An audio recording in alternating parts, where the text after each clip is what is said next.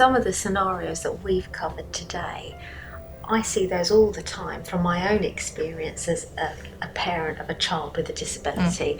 I'm on lots of these Facebook groups, and they talk about these sort of scenarios where they don't necessarily recognise that it is disability discrimination.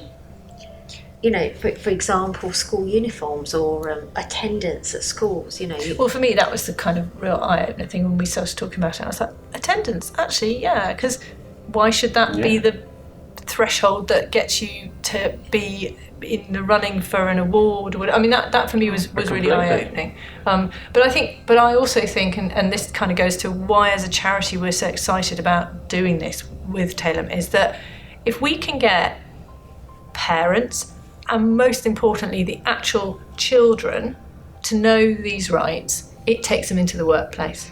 And that's the important thing.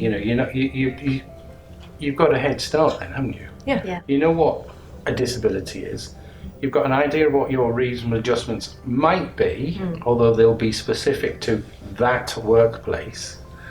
That is so helpful, because there's nothing worse than trying to make things right after they've gone wrong in the workplace. Yeah, because you're then immediately at odds with everybody. Whereas if you can have that conversation up front, in the same way that, you know, as a parent, you can have that conversation up front with the school when you're going, because, and I know, you know, you've covered this in your talk, but the real eye-opener for me was also that actually you can't really put a child back in the position that have the experience that they should have had, the school trip they've missed, or, you know, the thing they couldn't participate in. Some of those things are quite difficult to go back and rectify. You're right. And humiliating for the children. They don't want that. They just want to be in the mix. Included. Yeah. And I think because we, as you know, Rachel, I'm an employment lawyer. That's my first practice area.